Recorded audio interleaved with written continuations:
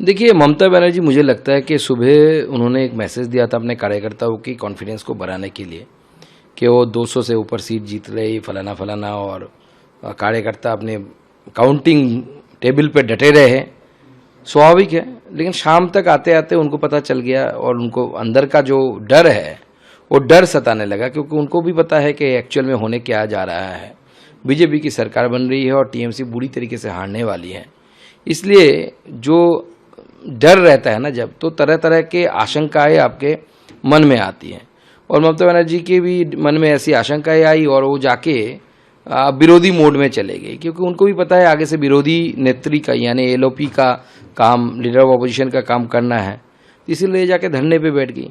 खुद तृणमूल कांग्रेस ने एक्सेप्ट कर ली कि आगे आने वाले समय में भारतीय जनता पार्टी की सरकार बन रही है और ममता बनर्जी ऑपोजिशन पार्टी के लीडर की तरह काम करना ऑलरेडी शुरू कर दिया, चालू कर दिया।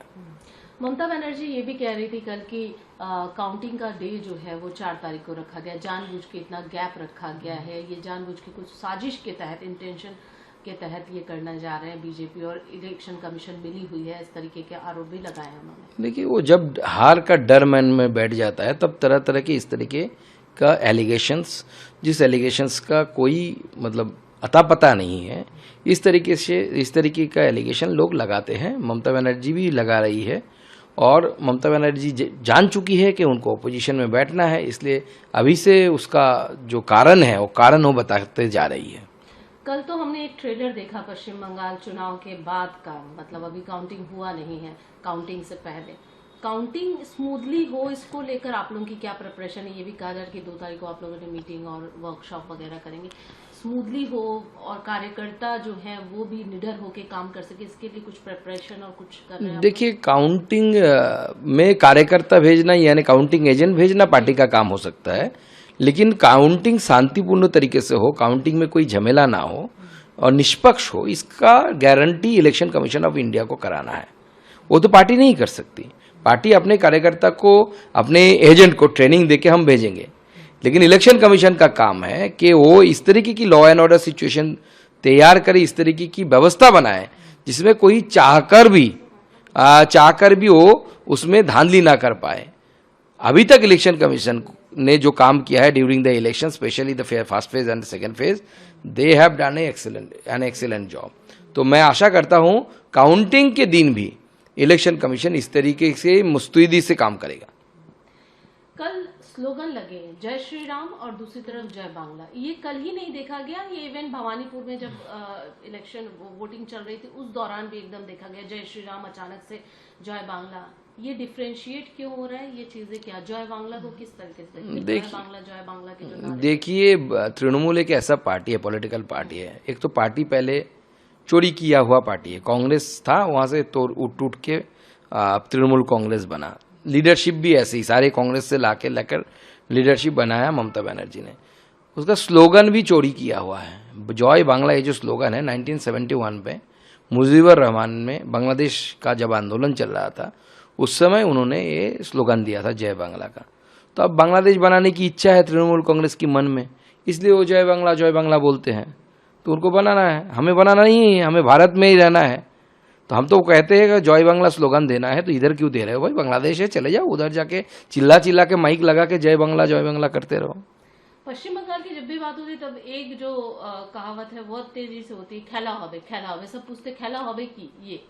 और अब जो पश्चिम बंगाल 3MC के जो कैंडिडेट है जहांगीर, वो कह रहे हैं कि खेला तो इन्होंने शुरू किया है, खत्म हम करेंगे। इस तरीके के जो स्टेटमेंट आ रहे हैं, क्या वाकई में यहाँ पर खेला होवे की स्थिति दिख रही है? देखिए, तृणमूल कांग्रेस ने 21 में इलेक्शन के बाद लोगों के ऊपर बहुत अत्याचार किया। विरोधी दल यानी भारतीय जनता पार्टी के कार्यकर्ताओं को मारा पीटा गया, उनके घर के महिलाओं के साथ बदसलूकी किया गया और उनके मोलेस्टेशन के, रेप के सारे केसेस हुए।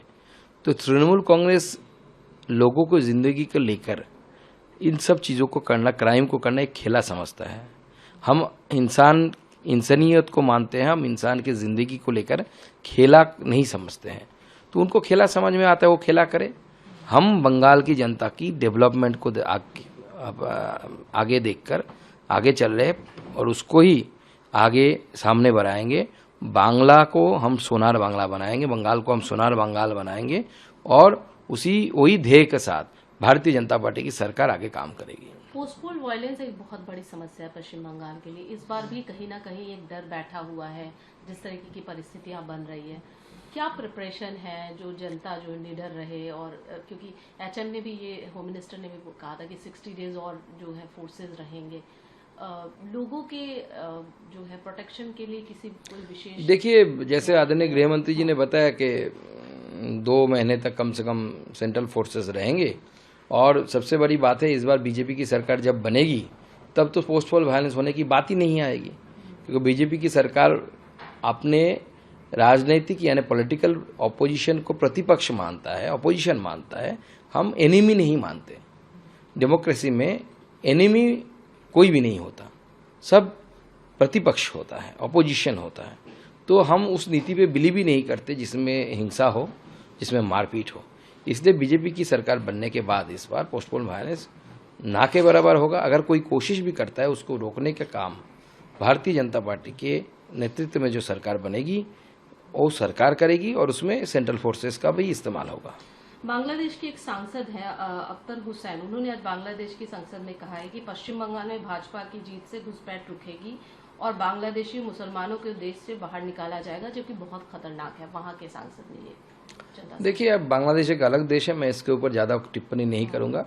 सिर्फ इतना ही बोलूंगा कि बांग्लादेश से आए हुए जो लोग यहाँ के नागरिक नहीं है, सीए के माध्यम से जिसको नागरिकता नहीं मिल सकती है, उनको वापस जाना पड़ेगा। इसका रोड मैप आदरणीय गृह मंत्री जी ने बहुत पहले ही बताया है। Detect, delete and deport. Bharatiya Janata party उसी नीति पर चलेगी। भारतीय जनता पार्टी की सरकार वही नीति को अपनाएगी। दादा, आप लोग बहुत कॉन्फिडेंस हैं, बीजेपी पूरी तरीके से आश्वस्त है कि इस बार बीजेपी की सरकार बन रही है, भय रहित, भरोसा इन हो रहा है।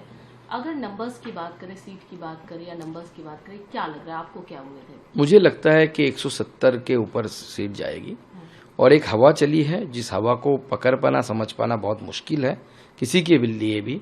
अगर वो हवा को अगर हम ठीक तरीके से समझ पा रहे हैं तो कोई चौंकाने वाला रिजल्ट, अनएक्सपेक्टेड कुछ नंबर्स आएगा।